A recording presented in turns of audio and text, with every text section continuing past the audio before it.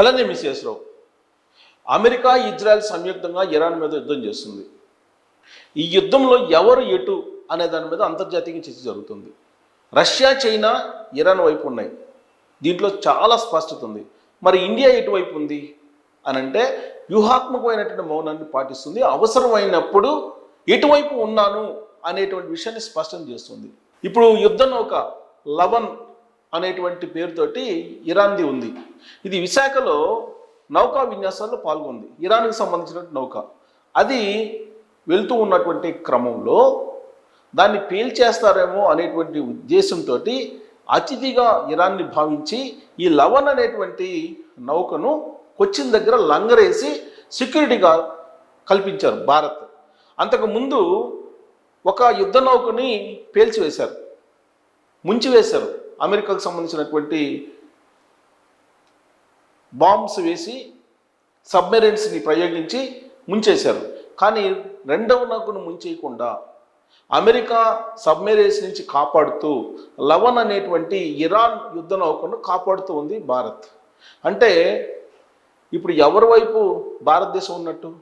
వ్యూహాత్మకమైనటువంటి అడుగులు భారత్ వేస్తుందా లేదా అనేది ఇప్పుడు స్పష్టత వస్తుంది అంతర్జాతీయ సమాజానికి. క్వశ్చన్లో ఇప్పుడు లంగరేసి ఇరాన్ యుద్ధ నౌకని పరిరక్షిస్తూ ఉంది భారతదేశం. అంటే భారతదేశం వ్యూహాత్మకమైనటువంటి మౌనాన్ని పాటిస్తూ యుద్ధంతో లాభం లేదు, యుద్ధం చేయకుండా సంప్రదింపులతో సమస్యలు పరిష్కరించుకోవాలి అనేది భారతదేశం యొక్క లక్ష్యం, భారతదేశం యొక్క స్థిరమైనటువంటి అభిప్రాయం. అందుకే నరేంద్ర మోడీ గారు యుద్ధాలు ఏది జరిగినప్పటికీ, రష్యా ఉక్రెయిన్ యుద్ధం జరిగినా లేదా ఇప్పుడు ఇజ్రాయెల్ ఇరాన్ యుద్ధం జరుగుతున్నా వ్యూహాత్మకమైనటువంటి మౌనాన్ని పాటిస్తూ ఉన్నారు. ఈ సందర్భంగా సౌదీ రాజు కానీ గల్ఫ్లో ఉండేటువంటి వాళ్ళు కానీ ఏమంటున్నారు? ఒక్క ఫోన్ చేస్తే నరేంద్ర మోడీ గారు యుద్ధం ఆగిపోతుంది అని చెప్పి కొంతమంది గల్ఫ్ దేశాల్లో ఉండేటువంటి వాళ్ళు చెప్తూ ఉన్నారు. కానీ ఎక్కడ ఏం మాట్లాడాలి, ఎలా మాట్లాడాలి, భారతదేశం యొక్క ప్రయోజనాలను ఎలా కాపాడుకోవాలి అనేటువంటి విషయం భారత ప్రభుత్వానికి బాగా తెలుసు. విదేశాంగ విధానం బలహీనంగా ఉందని చెప్పి విపక్షాలు చెప్తున్నప్పటికీ కూడా పార్లమెంటు వేదిక, పార్లమెంటు బయట, బట్ అంతర్జాతీయ సమాజం కోణంలో నుంచి చూస్తే కనుక భారతదేశం వ్యూహాత్మకంగా వ్యవహరిస్తుంది అనేది కొన్ని పాయింట్స్ ద్వారా స్పష్టం అవుతుంది. వాటిలో ప్రధానమైనటువంటి పాయింట్ ఏంటంటే హార్ముజ్ జలసంధి ద్వారా ఆయిల్ నౌకలను పంపించట్లేదు ఇరాన్, క్లోజ్ చేసేసింది. కానీ రష్యా నుంచి ఇండియాకు వచ్చేటువంటి ఆయిల్ ఓడలను కానీ లేదా ఇతర దేశాల నుంచి వస్తున్నటువంటి ఆయిల్ ఓడలను కానీ అనుమతించడానికి సిద్ధపడింది. అఫీషియల్గా ఆ విషయాన్ని ఇరాన్ ప్రకటించేసింది. అలాగే అమెరికా ఆంక్షల నేపథ్యంలో రష్యా నుంచి ఆయిల్ని కొనుగోలు చేయడం తగ్గించింది భారతదేశం. కానీ ఇప్పుడు పూర్తి స్థాయిలో రష్యా నుంచి కొనుగోలు చేయడానికి సిద్ధమైనటువంటి తరుణంలో బేషరతుగా రష్యా అమెరికాకి ఆయిల్ని ఎగుమతి చేయడానికి సిద్ధమైంది. అంటే రష్యాతోటి సక్రమమైనటువంటి సంబంధాలను నిలుపుతోంది భారతదేశం. అలాగే యుద్ధ భూమిలో ఉన్నటువంటి ఇరాన్ తోటి కూడా సక్రమైన సంబంధాలను నిలుపుతోంది. ఇలాంటి పరిస్థితుల్లో అమెరికా ఏంటి, ఇరాన్ అసలు భూభాగంలో లేకుండా చేస్తానని చెప్పి బీంకారాలు పలుకుతుంది. కానీ ఖమేనీ కుమారుడు అతుల్లా ఖమేనీ ఇప్పుడు సుప్రీం లీడర్ ఇరాన్కి. అతను బాధ్యతలు స్వీకరించిన తర్వాత అక్కడున్నటువంటి టాప్ లీడర్స్ ఏమంటున్నారంటే ట్రంప్ని లేపేయటమే లక్ష్యం అని చెప్తున్నారు ఇరాన్కి. మీరు ఇన్ని సంవత్సరాలు యుద్ధం చేయండి, అన్ని సంవత్సరాలు చేయండి, మేము 10 సంవత్సరాల పాటు యుద్ధం చేయగలం అని చెప్పి వార్నింగ్ ఇస్తుంది ఇరాన్ అమెరికాకి. అమెరికాని ఇప్పుడు గడగడలాడిస్తూ ఉంది. అమెరికాకు సపోర్ట్ చేస్తున్నటువంటి సౌదీని కానీ, యుఏఈని కానీ, ఖతార్ని కానీ, ఇలాంటి దేశాలని ఇప్పుడు ఒక రకంగా దుబాయ్ని కానీ భయకంపితులు చేస్తుంది ఇరాన్. ఇరాన్ వద్ద ఉన్నటువంటి ఆయుధాలతోటి 10 ఏళ్ల పాటు మేము యుద్ధం చేయగలం అమెరికాతో అని చెప్పి ఇరాన్ అగ్రనేతలు చెప్తూ ఉన్నారు. ఇప్పుడు దానికి కారణం ఏంటంటే 2 అంచెల వ్యవస్థ ఉంది ఇరాన్లో. మనకు కనిపించేటువంటి సైన్యం ఒకటి, మరొక సైన్యం ఉంది, అది చాలా పవర్ఫుల్ సైన్యం. దాన్ని తట్టుకోవడం అమెరికా వల్ల కావట్లేదు. అందుకే యుద్ధం విరమింపజేద్దాం, యుద్ధం నుంచి వెనక్కి వద్దాం, యుద్ధం నుంచి బయటపడదాం, ఎలా బయటపడదాం అనేది ఇప్పుడు సంప్రదింపులు జరుపుతుంది అమెరికా. అక్కడ ఉన్నటువంటి అమెరికా అధ్యక్షుడు ట్రంప్ మీద ఒత్తిడి తీసుకొస్తున్నారు.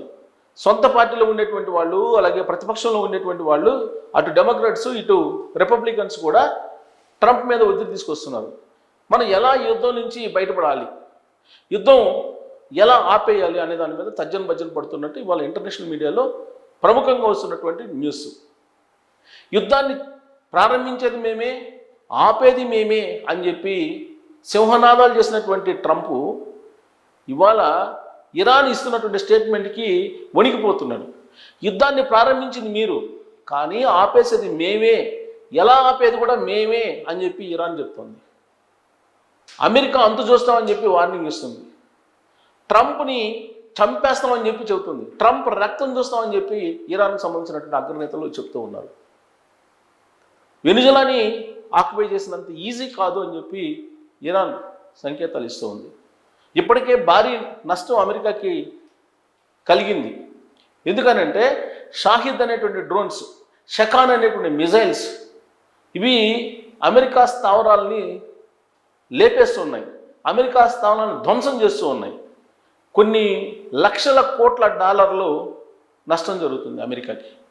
కేవలం లక్షల వాళ్ళ 16 లక్షలు విలువ చేసేటువంటి డ్రోన్స్ తోటి కొన్ని కోట్ల విలువ చేసేటువంటి రాడర్స్ని ధ్వంసం చేస్తూ ఉంది ఇరాన్.